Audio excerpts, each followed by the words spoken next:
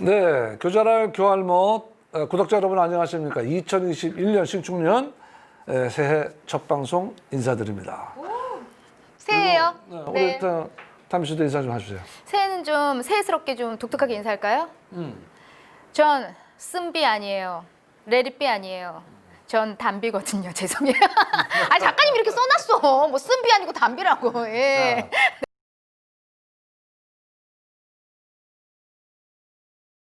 어쨌든 이 새해도 담비 씨가 절대 쓴비가 되지 않기를 기대하면서 오늘의 주제를 한번 우리들이 한번 살펴봐야 되겠는데 오늘 주제는 뭐였죠? 네, 주제 전에 정말 제가 그 다짐을 하고 시작할게요.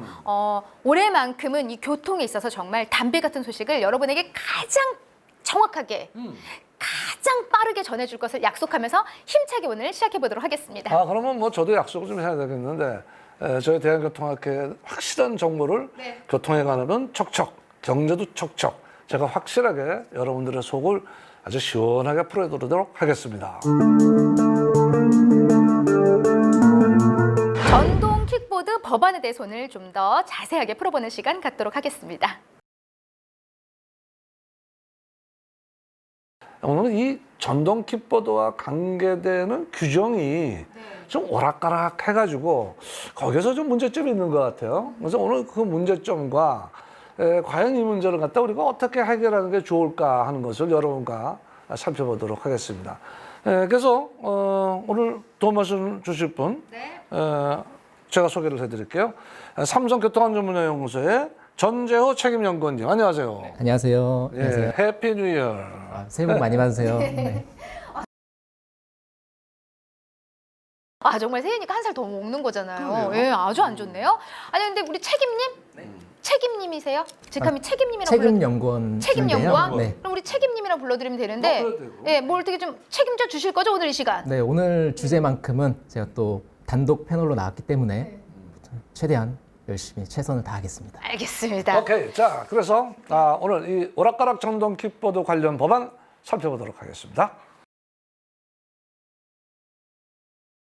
먼저요. 일단 궁금한 게 책임님 우리가 지난 12월 10일 경이죠. 전동 킥보드 법안이 그때 좀 새롭게 좀 개정이 됐는데 좀 자세하게 좀 짚어주세요. 네. 네, 전동 킥보드와 관련된 도로교통법 개정안이 지난 2020년 5월에 이제 20대 국회 마지막 본회의에서 통과가 되었는데요. 사실상 이 개정안이 이제 지난 12월 10일부터 이제 본격 시행이 되었습니다.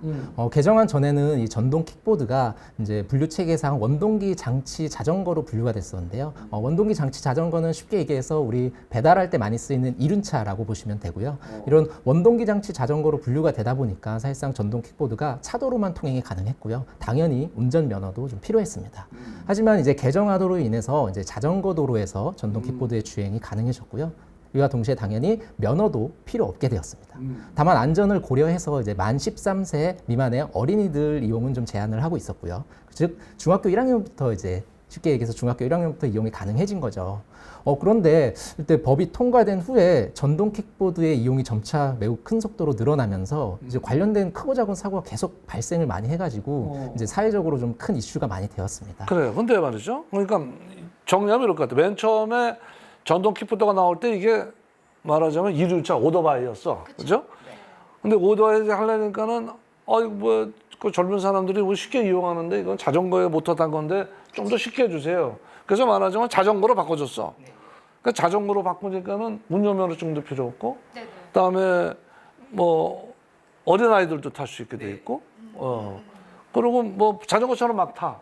근데 이게 속도가 굉장히 빠르다 보니까 사고가 많이 나니까 도로 다시 이륜차 오토바이로 확 바꿨죠. 네, 맞습니다. 그렇게 그 개정안 이제 시행 하루 전날이죠. 지난 12월 9일에 이제 다시 말씀하신 대로 이제 좀 너무 위험하다 보니까 다시 좀 전동 킥보드에 대한 규제를 좀 강화하자. 말씀하신 대로 좀 이륜차로 좀 더 보자 하는 개정안이 12월 9일에 통과가 되었습니다. 그래요. 그래서 이제 당연히 이제 다시 원래대로 이제 운전 면허를 소지한 사람만 이제 전동 킥보드 이용이 가능해졌고요. 당연히 추가적으로 이제 안전운전 미준수에 따른 처벌 조항도 여러 가지가 좀 생겼습니다. 그래서 근데 다만 이제 새로운 개정안이 올해 4월부터 이제 시행이 되기 때문에 이제 작년 12월 기준으로 약 4개월간은 이제 기존 개정안대로 만 13세 이상이면 누구나 운전면허 없이 전동 킥보드 이용이 가능한 이런 좀 어찌 보면 사각지대가 좀 발생을 하게 된 거죠. 그렇지. 바로 이게 오늘의 주제야. 예? 말하자면 12월 10일부터 그러니까 올해 4월까지 작년 12월 10일부터 올해 4월부터 시작하니까 그 4개월 기간 동안에는 그냥 옛날 법을 따른다 좀 이렇게 돼 있단 말이에요.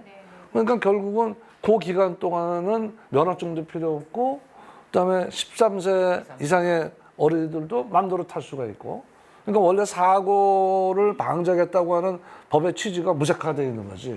요 공백이 요게 문제네. 그러면 이게 원래 법이 자전거에서 오토바이로 말하자면 바뀌었잖아요.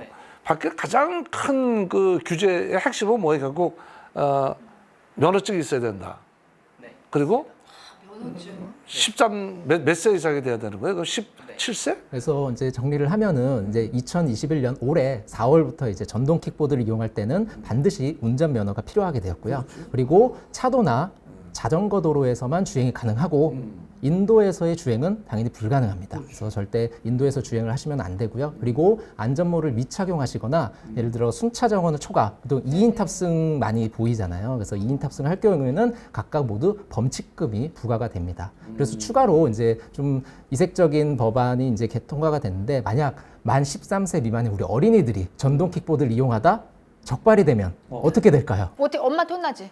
맞습니다. 엄마 손 잡고 가야 돼요. 이게 어린이에게 어떤 뭐 처벌을 할 수가 없으니까 어린이의 보호자에게 과태료를 부과하는 것이 이제 포함이 됐습니다. 그래서 이 점 우리 특히 부모님들께서도 특히 좀 유의를 좀 하셔야 될 부분입니다. 아니 교수님, 그냥 우리 아들이 가서 잠깐 tas을 뿐인데 돈 딱지는 나한테 날라오는 거예요 지금? 그치, 이제 옛날에 동네 자전거 탈 때는 아닌데 이제 이거는 이제 규제가 바뀌었으니까 이제부터는 강화되는 거죠.